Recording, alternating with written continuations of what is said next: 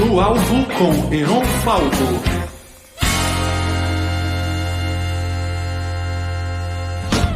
Sejam bem-vindos. Hoje a gente vai estar com o Rodrigo Morgado, excelente DJ, meu amigo. O Rodrigo Morgado é um guitarrista de formação e multi-instrumentista, DJ e fundador da label Underdogs. E aí, Heron, tudo bem? E aí, bicho, beleza? Tranquilidade. Seja bem-vindo. Graças a Deus, só tô cansado pra caralho, porque, pô, hoje eu fiz tudo errado, fiz tudo uma coisa. Sabe quando você não começa o dia direito e você não para pra respirar e você tem tudo marcado já e tudo vai outro pela tipo dominó, sacou? Vai tudo dando errado junto. Tudo certo, tranquilo. Eu tô me sentindo um grande fracasso, mas eu tô bem, cara, no geral. Graças a Deus não tem nada pra reclamar. Também tudo certo. Que bom, bicho, que bom. Cara, só pra avisar a galera aqui, eu conheci o Rodrigo, amigos em comum, né? Tipo, na night. Acho que você, na verdade, no dia que eu te conheci, você não tava nem sendo DJ, né? Foi lá em Trancoso? Sim, a gente estava no Réveillon de Trancoso, né? A gente tem um amigo comum que é o Ronis Grace, né? E ele acabou me apresentando você, a gente conversou sobre música, sobre tudo. Foi uma noite bem legal. Total, é. E você falou, e eu acho que a primeira coisa que eu achei legal foi que você falou que você era, pelo menos inicialmente, você começou como músico mesmo. Aí eu fiquei impressionado que, pô, dar pra conversar sobre música com um DJ de eletrônica. aí a gente trocou uma ideia de música não eletrônica. Eu digo isso assim, sem julgamento, né? Tipo, a gente conversou já sobre isso, mas eu digo isso porque eu sou um merda, tipo assim, eu não entendo sobre música eletrônica nada. A questão assim, sabe, a gente não consegue entender sobre tudo. Tipo, sei lá, tem gente que não sabe o que é arte expressionista, não sabe sobre tudo. Não significa que é ruim a parada, significa que o cara é ignorante. Então eu sou ignorante em termos de música eletrônica, então eu me sinto. Óbvio que quando a gente é ignorante sobre alguma coisa, a gente julga as pessoas, não é? Então eu pensei, pô, o cara entende de música. Mas foi ótimo conversar com você por causa disso. E na verdade, uma das razões que eu te chamei pra live, que você tem a cabeça muito aberta, sacou? Como é que foi pra você? Desculpa, não? Não, foi um papo muito legal, né? Porque eu tenho essa formação musical de guitarrista e tal, você também, a gente conversou sobre os produtores que você tinha trabalhado, etc. E eu sou muito ligado ao rock, né? Eu tenho toda a formação básica do rock. Tive várias bandas quando eu era mais novo e tal.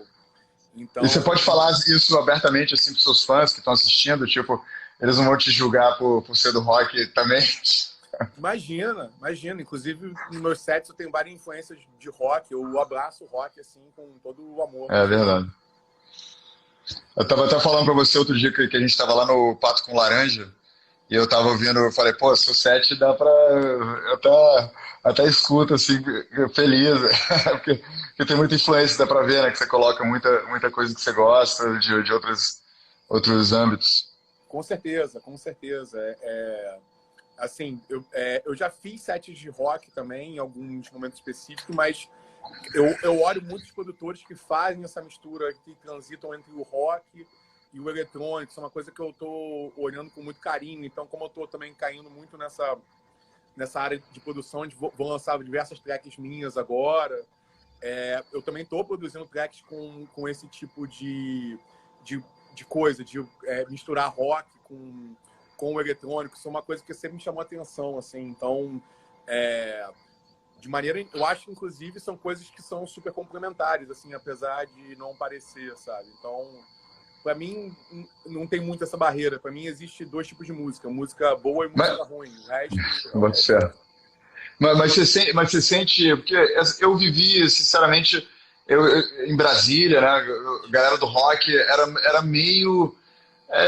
depende da época, mas uma época clara, a música era bem separada, assim, a música, tipo, festinha de rock e festinha de eletrônica. Era uma galera diferente e rolava um pouquinho de preconceito. É óbvio que tinha um crossover, mas rolava um pouquinho de preconceito um com o outro, né? Você sente que existe ainda isso? Cara, acho que ainda são tribos um pouco diferentes, né?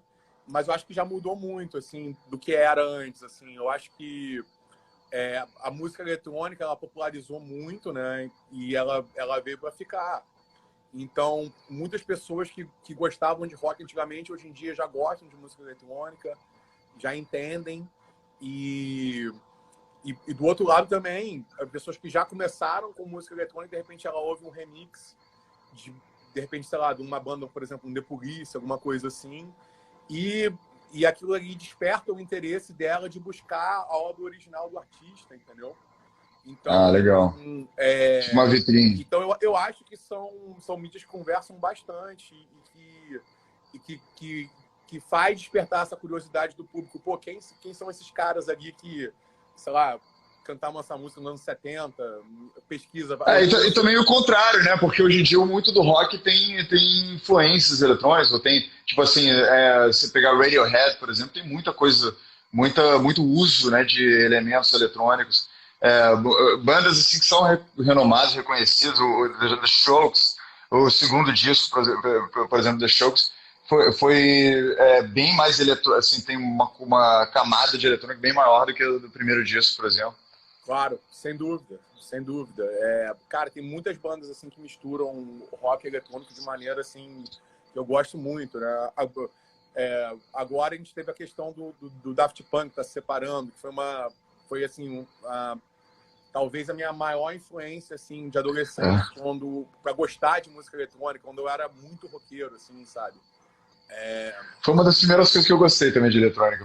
Exatamente. Eu, na verdade, nem considerava eletrônica, eu considerava meio tipo Kraftwerk, assim, que é tipo uma coisa que num lugar no meio. Assim. E o legal, assim, que eu consigo ouvir muito da base do rock no som deles, assim, eles, na verdade, eles tinham uma banda de punk nas antigas, né?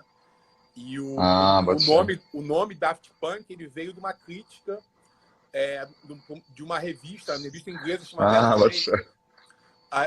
os críticos, eles falaram o seguinte da banda antiga dos caras, né? Eles falaram, o baterista do Phoenix, inclusive, era dessa banda. E eles falaram que eles queriam criticar que era um som de punk meio meloso, meio chato, e usaram o termo Daft Punk, que é tipo um punk meio burrão mesmo. Exatamente. É até bem difícil traduzir, mas é um punk, entre aspas, meio babaca. Bobo. Assim. E eles acharam graça naquela crítica e virou basicamente o nome da banda deles. Sério. Então, você ouve muito essa influência de punk, de rock no som deles desde o início, assim, sabe? Seja na modulação que eles fazem dos synths, assim, eles usam umas coisas bem distorcidas, sabe? Umas coisas assim bem legais. E também, cara, o mundo também tá meio, vamos dizer, tá mais fundido, né? As coisas não estão tão, sei lá, 30 anos atrás, as coisas eram mais categorizadas, tinha aquela coisa lá de indústria, você ia para Tower Records, né? Você ia para essas lojas de discos gigantescas. E, pô, já que você estava lidando com coisas físicas que precisavam de ambientes e lugares onde você ia, então tinha, tipo, a sala da música eletrônica, que era mais uma coisa mais moderna, e a sala do rock, né? Sei lá, que as coisas eram mais segmentadas porque eram mais físicas também, né? E as pessoas literalmente tinham que escolher o lugar onde iam colocar o disco, né? Então você não podia botar um disco eletrônico numa sessão de rock, além da questão, a questão econômica, né? Tipo de lixar os mercados para poder criar, tipo assim, o punk foi criado, né, pela indústria pornográfica, né? Apesar de ter artistas punk autênticos e tudo mais, mas, porra, o movimento, aquela parada toda lá foi uma brincadeira da indústria pornográfica. E hoje em dia, por causa eu acho, na minha opinião, por causa da era da informação e também as paradas não são mais tão físicas, as coisas vão meio que se misturando, né? As pessoas vão experimentando. É mais fácil você pular cerca para outro gênero, talvez, né? Claro, sem dúvida. Eu acho que isso, a globalização da música e a digitalização dela acabou contribuindo um pouco para isso, dessa questão de quebra de paradigmas, né? Então, assim, antes era muito mais rígido, assim, essa coisa de estilos, mas se você pegar, assim, principalmente a galera que é mais percussora, assim, da música lá de trás, sempre teve uma barreira e sempre teve um momento de quebra. Então você pega, sei lá, um cara tipo Miles Davis da vida, que ele que era basicamente o epítome aí do jazz, né, e tal. E quando ele começou a querer misturar rock, ele foi rejeitado no início, etc. Mas ele praticamente criou um estilo novo, que foi chamado de fusion, né? Que é a fusão do jazz com rock. E daí em diante, eu acho que hoje em dia tá muito mais fácil você tá misturando estilos e criando subestilos, assim. A música eletrônica mesmo, a gente... É meio difícil até dizer o estilo que a gente toca, porque se você for pegar por classificação, você vai pegar ali provavelmente vai ter uns 30 subgêneros, assim, e todo dia surge um novo, sabe? E às vezes por questão de classificação, até mesmo nos sites vendem as músicas. Eu acho que a galera ainda tá na programação antiga, ainda não tem uma resposta nova para os tempos novos, né? Então a galera ainda está tentando categorizar eu mesmo eu não tenho uma sugestão sobre isso, mas as pessoas tentam, né? Eu acho que não é mais relevante assim para o público, né? Essa classificação, esse jeito de separar as paradas. Eu acho verdade que houve uma evolução muito grande nisso, no sentido das pessoas literalmente criarem subgêneros e vários outros tipos de classificação. Hoje em dia eu acho que está muito mais aberto. Então, antes era realmente, assim, como você falou, prateleiras assim, muito rígidas, né? É muito específico, né? E muito desenhar, tentar controlar, assim, inclusive quando ia lançar alguma coisa no mercado, as pessoas podiam falar, pô, você não é um artista disso, você não pode, tipo, toma cuidado, entendeu? Você não mexe porque os seus fãs têm uma expectativa X, você está tentando ser isso. Na sua label tem uma vertente, assim, um plano nesse sentido, não? Então, na verdade, a label, ela começou muito ligado a dois estilos, que é principalmente o Afro House e o Melodic House, né? Mas hoje em dia já evoluiu muito, então a gente gosta de diversos estilos, então a gente toca muito disco, no disco, a gente toca muito MPB, música brasileira. Inclusive, uma das coisas que a gente está fazendo com os lançamentos de produções nossas é fazer essa mistura do próprio Afro House, desse estilo que é bem batucado, veio lá da África e tal, tem expoentes aí como o Black Coffee, o Cabo Fierro, essa galera toda.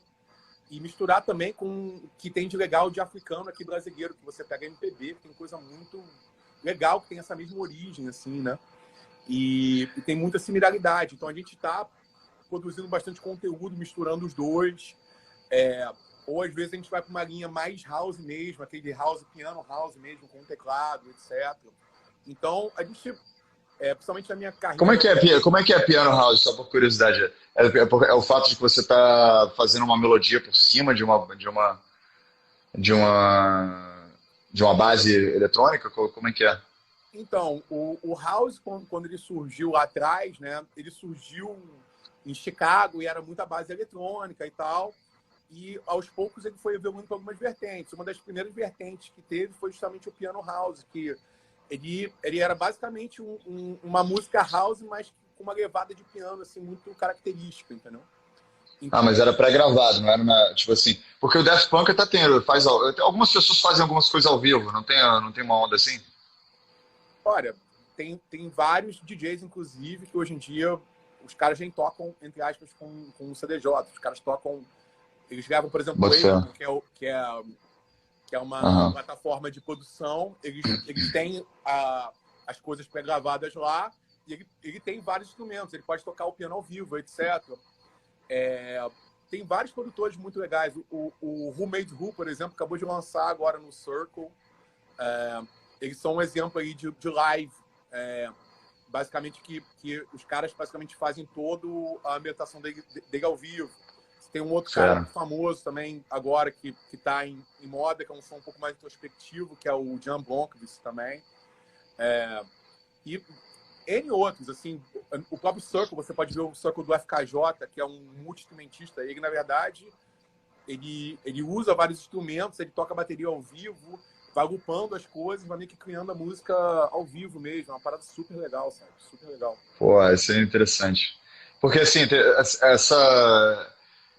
Um dos preconceitos, vamos dizer, com a galera que é músico ou do rock, vamos dizer, com música eletrônica, essa coisa das coisas serem meio pré-gravadas, né? Eu acho eu vejo isso como novo, porque eu, na verdade, eu nunca vi isso muito ao vivo, essa coisa de tocar instrumentos e tudo. Mas é muito legal que isso está acontecendo, porque isso demonstra que a gente finalmente, como humanidade, a gente fez quebrar a bolha de usar coisas digitais, eletrônicas e tudo mais como parte de um show, né, de uma coisa ao vivo, uma coisa e isso é importantíssimo, porque senão sempre vai ter essa distinção de coisas gravadas do DJ, que nem aquele filme lá, qual é o nome daquele filme sobre os DJs de hip hop no começo, sabe? Esqueci o nome dele. Putz, cara. O nome do filme esse Não, do seriado. Desculpa, tem um seriado da Netflix. Bom, sim. Eu sei qual. Eu sei qual porra, porque eu sempre falo dele, agora não esqueci. Mas beleza. E nisso mostra, tipo, eu antes tinha preconceito contra os DJs, porque eu não entendia muito qual que era a arte. Depois que eu entendeu qual que era o processo de produção e qual que era a parte que eles adicionavam pro show lá no momento, né? E com esse seriado, que eu esqueci o nome,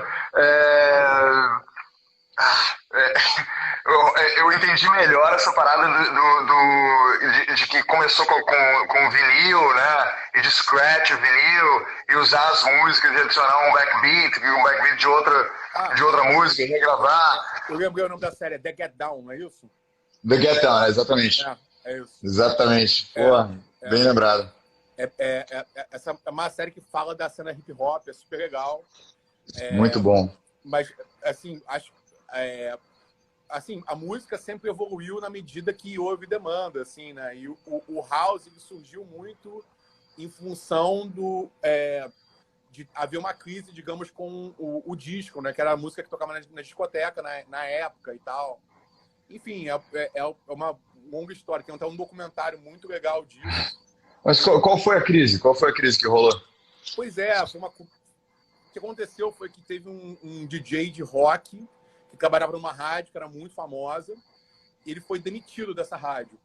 E aí, quando ele foi demitido, ele meio que fez um movimento chamando as pessoas que ele conheciam da rádio, etc., para fazer um movimento contra a disco music.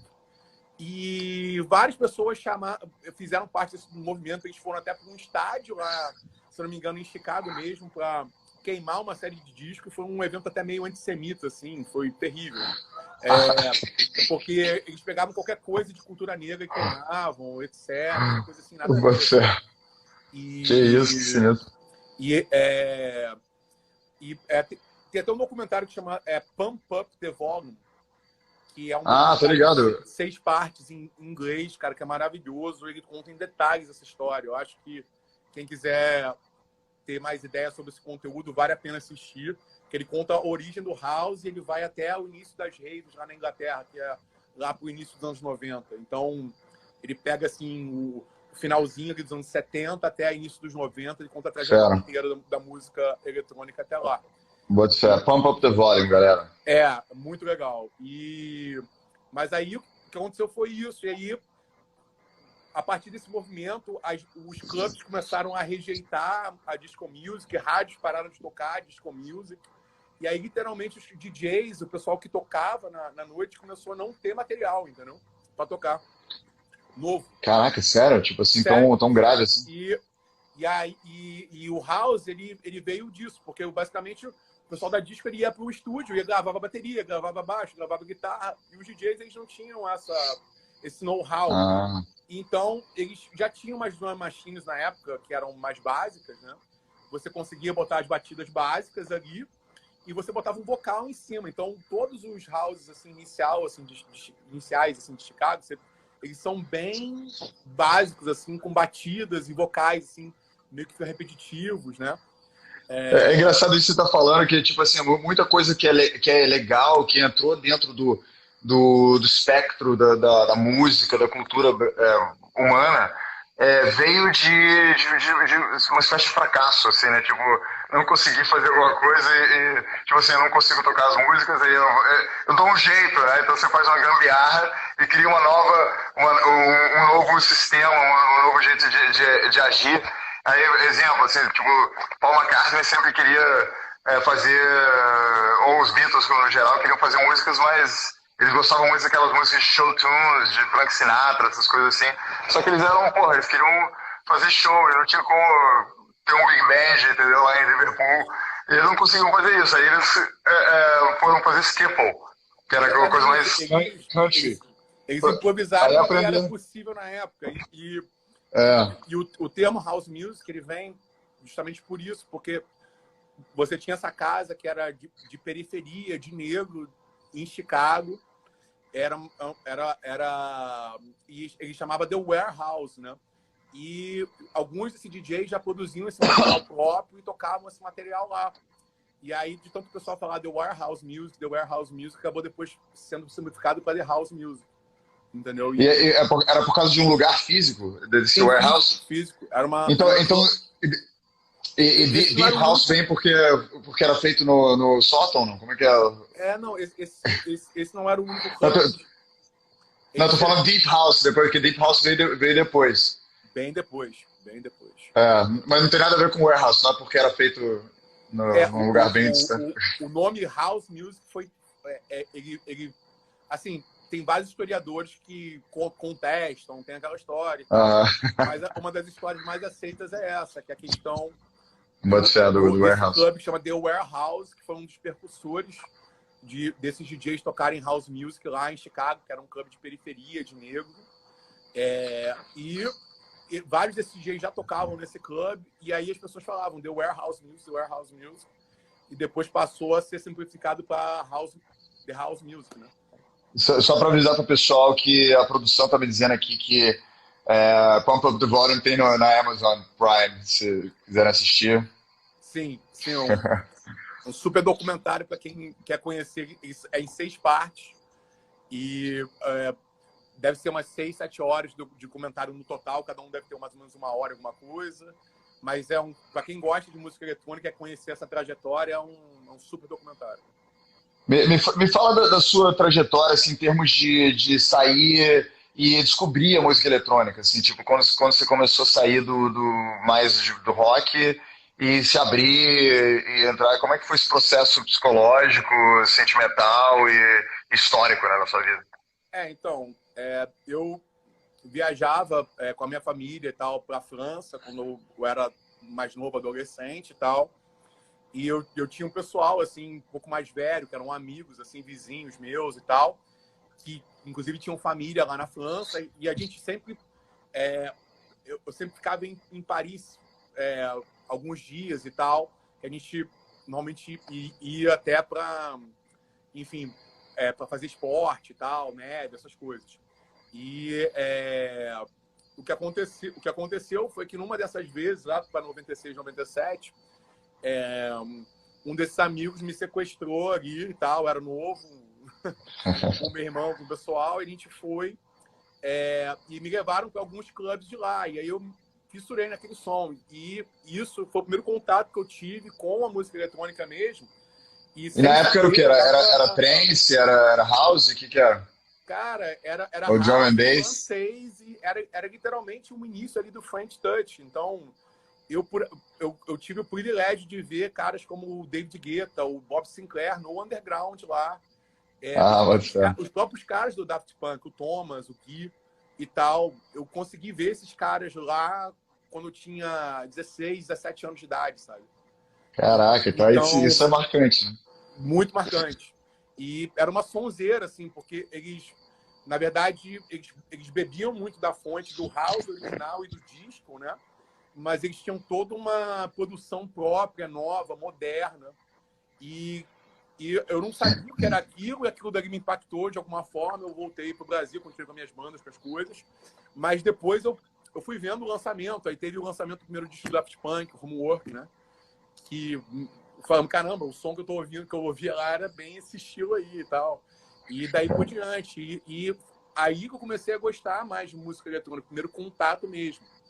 E eu tive banda durante vários outros anos, mas eu já gostava daquilo.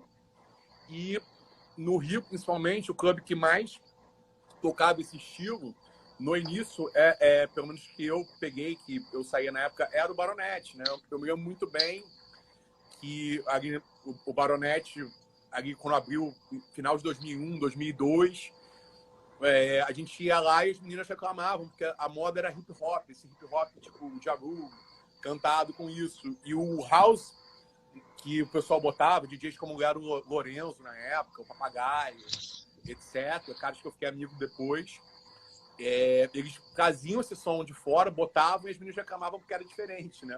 Mas não durou muito tempo, 2, 3 anos, com a galera insistindo, todo mundo amava aquele som. Fera. Mas não foi porque começou a ficar famoso no mainstream, assim, porque normalmente é assim, a galera só dança porque. Também, mas é a questão de cultura também. Eu acho que as pessoas, principalmente quando saem, elas esperam muito ouvir as coisas que elas já estão acostumadas a ouvir. É familiar, playlist, claro. etc. Não são todas as pessoas que têm a cabeça aberta para ouvir algo novo. Então ela tem um instinto inicial de meio que rejeitar aquilo que ela quer ouvir, simplesmente porque ela já ouvia antes e tal. Mas a partir do momento que ela abre a cabeça e deixa rolar, cara, Eu já sofri muito por isso, porque assim, sendo um artista novo, você tocando coisas novas, tipo, a galera só quer coisa familiar, aí você lá, você tá suando, assim, pô, eu vou mostrar minha composição. total. Aí você toca e você olha o cara da galera, pô, vou buscar uma cerveja.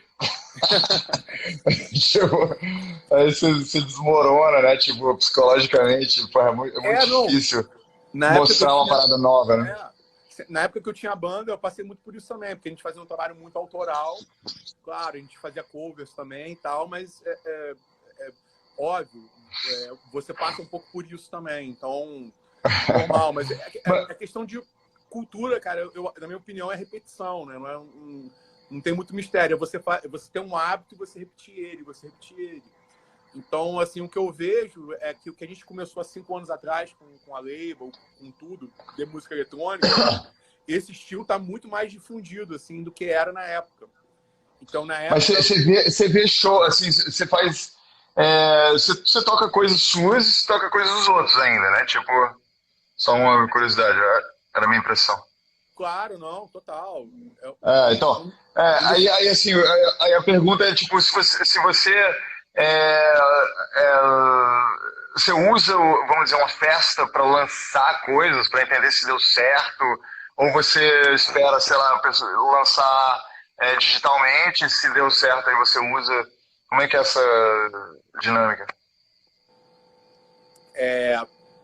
Então, na verdade, um dos principais trabalhos do DJ, que eu acho que nem todo mundo consegue entender, é a pesquisa. Então, você tem que estar fazendo uma pesquisa constante. Então, não é simplesmente você chegar ali e tocar aquelas 2 horas, mas toda com a bagagem musical que você pesquisou antes, para você estar ali naquelas 2 horas e estar entregando aquele conteúdo para as pessoas, entendeu? Então, isso é uma coisa que eu principalmente aprendi ao longo do tempo que eu decidi realmente enveredar para esse caminho de se tornar um DJ. E é isso, eu invisto muitas horas em pesquisa, olhando todo tipo de site, todo tipo de referência, os artistas que eu gosto, o próprio sites, assim, SoundCloud. Por exemplo, SoundCloud é um Tem lugar muita coisa independente. você consegue... porque, por exemplo, no Spotify, para você botar uma música lá, ela tem que estar autorizada pelo artista original. Então, se, por exemplo, fizer um remix seu, você teria que me autorizar, aí eu tô lá. Já no SoundCloud, isso não é necessário. Então, lá no SoundCloud, você tem o que a gente chama muito de bootleg, que é, digamos, as músicas não oficiais. E a quantidade de bootleg que tem lá, de músicas não autorizadas de produtores assim que não são tão conhecidos, mas que são maravilhosos, você pode ouvir. Pô, isso é muito bom. É Isso é enorme. muito bom. E, cara, e o hip hop e a música eletrônica evoluiu disso, né? Porque, tipo assim, hoje em dia as coisas são tão controladas, né? A tecnologia de copyright ficou tão inteligente, né? Que, porra, é até difícil desenvolver esse tipo de coisa, né? Por isso que precisa de refúgios, lugares como o SoundCloud. Nem sabia que o SoundCloud deixava esse tipo de coisa. Mas a gente precisa... Porque senão, aonde você tem espaço para criatividade... porque, assim, uma coisa é a propriedade intelectual, né? Tipo, porra, proteger o incentivo do artista para produzir mais. Eu até tenho uma live com o Fábio Pimentel, que é um advogado, é um dos maiores do Brasil de propriedade intelectual. E ele, durante a live, ele me convenceu de que eu sou meio pirata, assim. Eu, apesar de ser músico, eu tenho músicas porra, que já entraram em filmes, que já, porra, já foram de playlist da BBC e eu podia ganhar.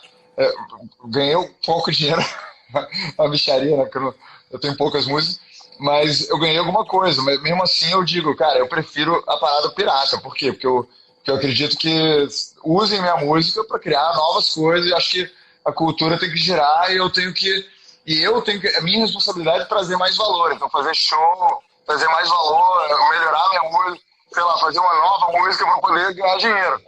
E a indústria, obviamente, não pensa assim. Esse advogado até me convenceu que existe uma razão para existir propriedade intelectual.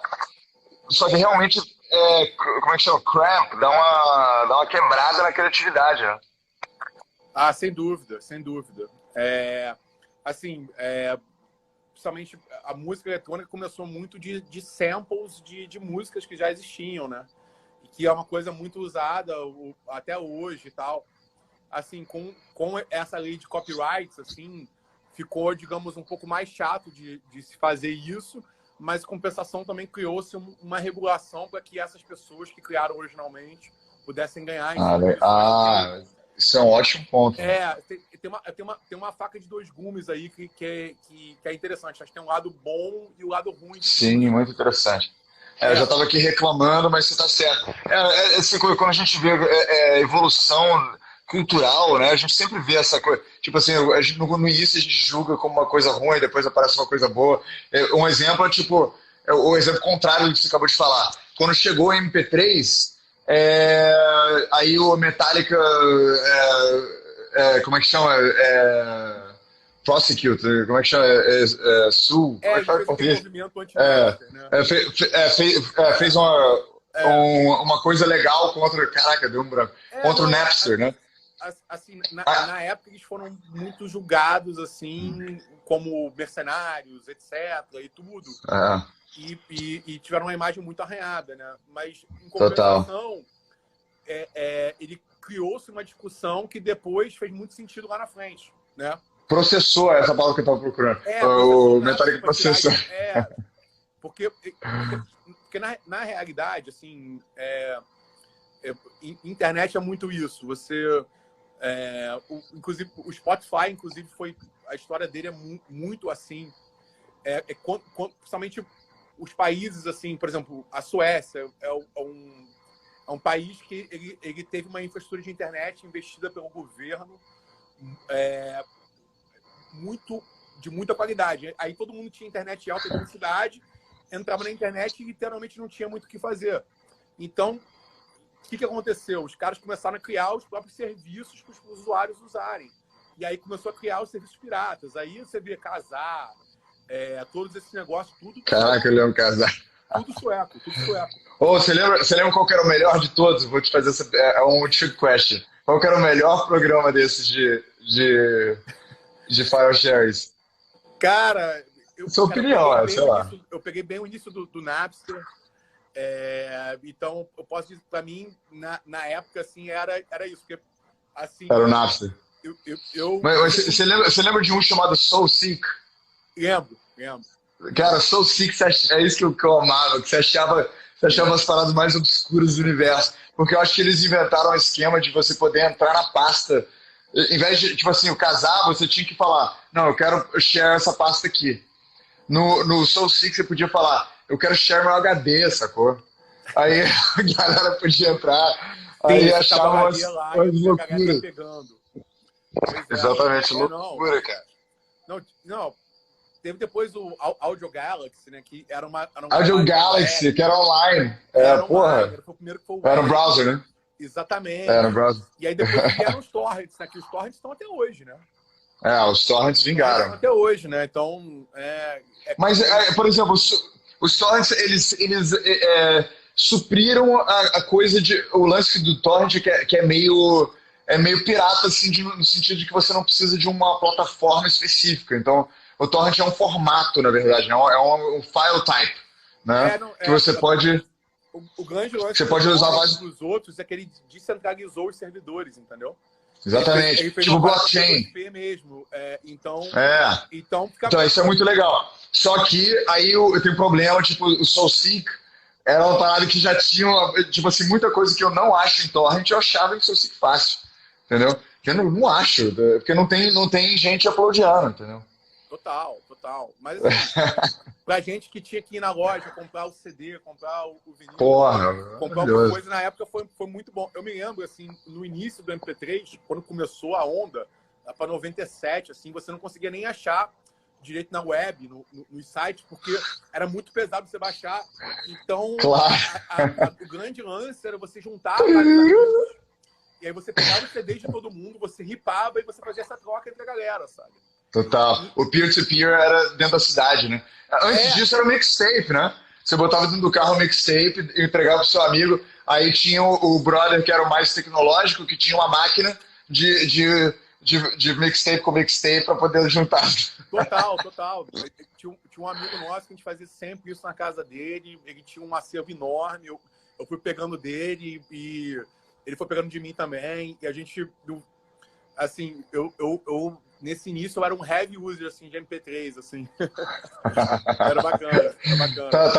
Tava pesado, né? Sua família teve que fazer uma intervenção. Pois é, não, eu sempre fui muito ligado ao computador também, né, e tal. Sempre tive esse background. Mas, cara, sinceramente, assim, tipo assim, sem querer fazer propaganda pro Spotify, eu quero até que eles me ofereçam $100 milhões, que nem eles ofereceram pro Joe Rogan, mas então eu tô um pouquinho motivado por tentar chamar a atenção dele. Mentira, tá, parece que... mas eu acho que, sinceramente, o Spotify é bizarramente inclusivo, assim, tem muita coisa, cara. Tipo assim, tem coisa que eu achava no SoulSeek, por exemplo, que eu achava que eu nunca ia achar em lugar nenhum, que, porra, tudo bem, tem muita coisa que não tem, por causa de direitos autorais, qualquer coisa assim. Mas, cara, tem bizarramente muita coisa no Spotify. Eu acho umas bandas dos anos 60, tipo, que eu era, tipo, eu não sei se você sabe disso, mas quando eu morava em Londres, eu era editor de uma revista só dos anos 60, de música dos anos 60. Então, assim, o nível de especificidade, sacou, das bandas era gigante. Então, eu acho umas paradas que porra, só a nossa galerinha ali conhecia. E hoje tem no Spotify pra todo mundo em streaming, sacou? É bizarro, cara. É muito melhor. Não, com certeza. Não, o Spotify, assim, é uma coisa que eu tive contato lá atrás, porque eu sempre trabalhei na indústria de tecnologia durante um tempo também. Nesse ato, assim, eu tive banda durante um tempo, eu fiz a faculdade de engenharia e tal. E basicamente, quando eu estava lá, por acaso, eu tinha um amigo meu sueco que me botou para representar uma empresa dinamarquesa. Qual é a sua relação com a Suécia? Exatamente. Então, ele me mostrou o Spotify, assim, no início do Spotify. Que é sueco o Spotify, não? Sim, é sueco. É sueco. E... ninguém sabe disso. Outro dia eu até olhei isso. E o grande sucesso deles foi justamente isso, porque eles identificaram basicamente uma demanda, ou seja, você tinha uma internet de muita qualidade lá para o público, você tinha as pessoas que queriam consumir música, mas os serviços de música que eram prestados não eram bons. Então, qual era a consequência disso? Era pirataria, porque eles pegavam o casar, etc., basicamente suprindo uma demanda reprimida lá, né? E o Spotify foi inteligente de entender o seguinte, olha, se eu mudar esse modelo de negócio aqui, ninguém está ganhando dinheiro de nenhuma maneira, então vamos tentar fazer... Todo mundo vai ganhar. O cara paga uma mensalidade fixa cara já não tá ganhando nada com esse catálogo que ele tem aqui, a Warner ou outros grandes detentores de conteúdo e tal, eles foram dos detentores, apresentaram um modelo, os caras aceitaram fazer esse modelo de revenue share, onde é que os caras... Então, mas isso leva a uma parada que eu acho importante também a gente colocar aqui, que a gente está falando sobre indústria fonográfica no geral, né? Cara, tem uma parada que aconteceu com a Netflix que não aconteceu com o Spotify, que eu acho que é ruim, é uma coisa ruim, que é o seguinte: a Spotify, já que tinha o monopólio das grandes, dos Big Three, né, da Warner, Universal e Sony, de music label, né? Na hora de fazer essa negociação que você está falando que a Spotify fez para poder pegar os direitos e ter o acervo musical para poder lidar com, para poder oferecer isso para o público, era um bom negócio para as gravadoras, só que as gravadoras já estavam indo à falência por causa do MP3. Sim. Entendeu?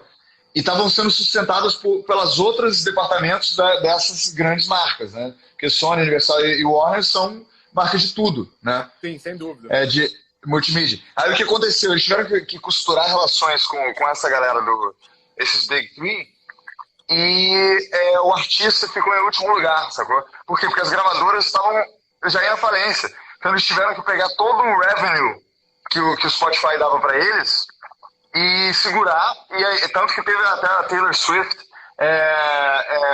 processou o Spotify, porque mesmo a Taylor Swift era 1% da galera e não ganhava quase nada, entendeu? Aí o que aconteceu? A Netflix, por exemplo, não tem isso. Por quê? Porque a Netflix começou a produzir filme. Aí aconteceu no começo a mesma coisa. Aí os artistas começou a ter uma meio que falência, decaiu o cinema, etc. E isso foi suprido pelo fato que a Netflix e a Amazon Prime, os distribuidores, viraram estúdios de produção. E a Spotify não virou, até onde eu sei até agora não virou, porque para poder conseguir esses catálogos iniciais tinha muito monopólio. Eles fizeram deals de que eles não podiam produzir música, entendeu? E isso é super complicado para o artista, porque hoje na indústria fonográfica o artista não tem revenue stream a não ser show, entendeu? Sim. E isso transformou o artista em meio, o artista muito desfavorecido, o artista musical. O artista, o ator, o diretor de cinema voltou a ter sentido. Porque hoje tem séries pra caralho, tem Netflix, Amazon Prime. Agora o músico tá foda, né? Não, sem dúvida. Assim, esses modelos são muito novos, né? E a galera que ganha dinheiro com isso são pessoas que estão ali na casa dos milhões, bilhões de plays, sabe? Então, realmente, principalmente para artistas novos, principalmente, é muito complicado. Ou até para artistas como a gente, que está, digamos, no meio de música eletrônica, que é um pouco mais nichado, é um pouco diferente. Ele não tem tantos plays assim. Então, para você monetizar dessa forma, é realmente complicado. Mas, assim, eu acho que a grande sacação dessa história do Spotify é entender uma demanda que está ali reprimida. Sim. E você conseguir fazer um produto que as pessoas querem pagar por ele, mesmo podendo ter o de graça. Porque, na verdade, pro consumidor e pra cultura no geral, isso é genial. Agora, eu fico me perguntando qual que é a resposta para trazer dignidade de volta para os artistas, né? Porque, assim, a Netflix teve essa resposta. E a Spotify ainda está presa nessa coisa desse acordo dos record labels, né? Eu acho que já teve uma evolução bem grande no sentido deles criarem modelos que, de fato, as pessoas são monetizadas, só que eles são modelos que exigem um número de plays, assim... Mas não é tipo assim, quando você fala Taylor Swift, o dinheiro que ela ganha hoje por bilhões de plays é pouco, considerando o que um artista ganhava por 1 milhão de vendas antigamente. Então, a diferença é muito grande.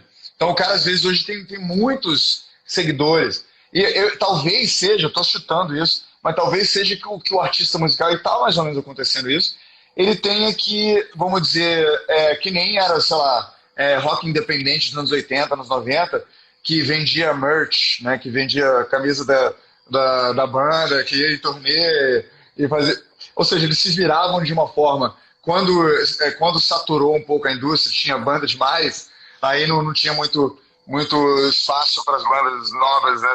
Aí as bandas novas tinham que. Eles tinham lá 1000 fãs, aí eles iam fazer um show e imprensavam eles mesmos em casa discos, né? 300 discos lá para os fãs deles e vendiam e isso custeava o próximo passo dele. De repente, na nossa era, é o que os músicos têm que começar a voltar a ser mais... Já estão começando, né? A ser mais hands-on, né? Tipo assim, participar mais da carreira e fazer diferentes coisas e fazer malabarismo, o que seja. E ser influenciador. E assim, se você tem 10 mil seguidores, pô, faz alguma coisa que você consegue vender aí para 5 mil pessoas. Tô piscando a tela, não sei o que tá acontecendo aqui. Tá tudo certo aí? Tudo certo. Ok. Entendeu? Eu acho que talvez por um lado é bom isso, né? Porque o músico também era meio mimado. Tipo assim, ó, a gravadora, tipo, rolava aqueles filmes, né? Tipo, do cara tocando pra uma plateia e era descoberto pelo empresário e daqui a pouco ele tava lá no jet ski dele e tal. E hoje em dia o músico tem que ser mais criativo de novo, né? De repente é bom. Não, sem dúvida. Sem dúvida. Assim, o legal das plataformas digitais agora é que você realmente... É muito mais fácil você mostrar o seu trabalho, né? E tal. Então, antigamente, né? Como você estava falando, eu me lembro também na época mesmo que eu tinha banda, você dependia muito mais de outras mídias que você sempre dependia de outras pessoas e tal. Então você tinha que levar disco para rádio, tinha que levar disco pra não sei o quê. Aí tinha que ter o cara... aquele jornalista babaca. Exatamente. Aí, que era amigo de todo mundo. Não, aí você... sabe? Era uma coisa muito mais fechada, que para você entrar era muito mais difícil. Hoje em dia, o teu trabalho consegue ser exposto na internet de maneira muito mais simples. E essas distribuidoras digitais no meio de música eletrônica, hoje em dia, é uma maneira muito eficiente de você conseguir distribuir isso para o mundo. A gente está justamente montando a Underdogs Music agora, né, que a gente vai lançar esses dias. A gente tem alguns EPs já prontos para sair. A gente vai ter uma distribuição do pessoal da Get Digital, na verdade, que é a distribuidora digital dessa gravadora de Berlim que chama Get Physical, que é uma label maravilhosa de Berlim, que vários caras que a gente é super fã lançam. E a gente vai estar trabalhando com eles. Claro, parabéns. E para lançar esse material. E é bem legal, porque você consegue botar, e você vai estar em todas as plataformas. Você vai estar no Beatport, você vai estar no Spotify, você vai estar no Deezer, você vai estar no SoundCloud, em tudo, entende? E essa distribuição é importante, assim, para você como DJ?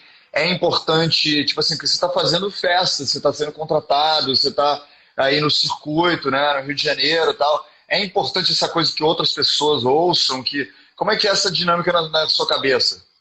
Cara, acho que é muito importante, porque, claro, você tá presencialmente fazendo as gigs, etc., é super importante. Tá ali mostrando o seu trabalho e, claro, aquilo dali tem um impacto, as pessoas estão ali de uma maneira diferente. No entanto, eu acho que a tua obra artística é tão importante quanto, entendeu? Para você ser levado a sério como um artista. Pode ser. Então... Entendi. É porque você se vê... porque isso eu acho que eu tô explicando pra galera que tá, né, seguidores aí que não são desse mundo, né? De repente, para poder entender melhor essa cabeça do DJ de eletrônica, né? Que tipo assim, mais uma vez, eu não quero correr o risco de ofender, porque não tem nada a ver com isso, mas você sabe que tem esse preconceito de, assim, tipo, muitas vezes um certo mundo não vê o DJ de eletrônica como artista, mas você se vê como artista e por isso tem essa preocupação de como qualquer artista, de difundir o trabalho, de que as pessoas que talvez estejam com aquele anseio de ouvir uma música que você trabalhou, que você pesquisou, que você construiu com sua experiência e fazer aquele match, né, de tipo desejo com a arte. Né? Não, exatamente. Eu acho que o DJ, simplesmente por estar num clube tocando, ele já está fazendo um trabalho super artístico, porque ele está pegando a bagagem musical dele, que ele tem toda guardada dentro da pesquisa dele, tudo, e colocando ali para fora para a galera. e dando essa experiência. Então, só dele estar mixando e fazendo uma experiência musical diferente daquele momento já é algo extremamente artístico. Então, no meu modo de ver, muitas pessoas não percebem Claro, claro. assim, Além de compor a obra, né? Mas é isso que eu tava falando no começo. Até o DJ de hip hop, que só tá meio que juntando elementos, ele tá fazendo uma performance, uma coisa. Tem DJs de hip hop maravilhosos, que, os caras fazem, sabe, tem uma técnica super refinada. O cara vai fazer scratch, ele mistura. E é uma espécie de alquimia, né? Eu tava falando com o Henrico de Pauli, que é um engenheiro de som maravilhoso. Ele me deu esse insight, cara, que é tipo uma parada, tipo, uma espécie de alquimia. Tipo assim, um som gera um efeito na pessoa. E você tem que ter a noção de que efeito gerou para escolher qual que é o próximo som. E às vezes você faz isso em tempo real, né? E você fala, pô, wow. Você escolhe que esse é o momento do wow, né? Tipo... Não, total, assim, quando você começa a trabalhar nisso, mixagem, você aprende, de repente, a mixagem básica, parece que é uma coisa até razoavelmente simples, mas, na verdade, isso aí pode ser levado a níveis, assim, muito mais complexos. Então, toda música tem várias frequências, tem vários elementos que aquela produção tem, e você tem que saber combinar tudo isso, você tem que saber combinar os tons, você tem que saber combinar tudo de uma maneira muito interessante. Você pode... O CDJ hoje em dia dá recursos para você praticamente sozinho. Você pode ocupar hoje em dia eu considero que o DJ, um bom DJ, ele é melhor do que a maioria, ou boa parte dos instrumentistas, né? Porque o instrumentista tá com um instrumento muitas vezes mais simples do que o DJ tá. O DJ tá explorando mais elementos. Eu vejo o CDJ ali como um instrumento musical mesmo. Do mesmo jeito que eu quando era adolescente, eu pegava a guitarra, fazia os exercícios lá de digitação, paletada, etc. Você chegar e você pegar e parar, aprender o CDJ, ficar estudando, etc. Para mim, principalmente no início, foi muito importante isso. Então, aprender com a galera que era realmente muito boa, fazer exercícios de você treinar o teu ouvido, para você conseguir... muito bom isso. Para você conseguir sincronizar as músicas pelo ouvido, simplesmente sem saber qual é aquele BPM, você detectar pelo ouvido mesmo, como era feito antigamente, principalmente nos vinis e tal, que era tudo basicamente de ouvido, né? Então, isso tudo vai deixando você mais afiado e vai te dando base para você ter uma técnica maior no instrumento. Aquilo dali não deixa de ser um instrumento. Cara, Morgado, eu gosto de todo. A razão que eu faço essas lives, esses podcasts, né? Isso que eu estou fazendo, que eu estou cada vez mais dedicado para isso, é para poder aprender coisas novas, entendeu? Para poder sentar como eu estou sentando com você. E eu acho que esse insight para mim foi matador. Assim, eu acho que para quem está escutando a gente também é uma inspiração, entendeu? Entender que as coisas transcendem o formato, né? Tipo assim, a gente tá falando de música rock versus essas paradas que foram inventadas pelos nossos avós, né? E de fato a música, a sonoridade é uma parada que acontece dentro do nosso coração, no final das contas, nem dentro do cérebro, né? Tipo assim, como que a gente joga os sons e escolhe isso de uma forma X, pode ser desde metal até lounge, né? E como que isso vai impactar primeiro, como que vai entrar no cérebro da pessoa, vai ser digerido e vai cair no coração e a pessoa vai ser movida de alguma forma, ou para dançar, ou para gritar, ou para chorar, sei lá. Então, acho que é isso que eu aprendi nessa live hoje e achei bonito pra caramba. Essa mensagem, a gente está acabando nosso tempo aqui. Eu queria que você... Antes da gente, primeiro eu queria te agradecer por aceitar o convite, te agradecer por sempre ser um anfitrião, um cara generoso, um cara, como chamam, Lorde, né? Lorde S, um cara Lorde, um cara que sempre se preocupa, o Morgado está sendo DJ, ele se preocupa se a pessoa, se está sozinho, se alguém apresenta os amigos, pergunta se precisa de alguma coisa, um cara assim, um grande cavalheiro.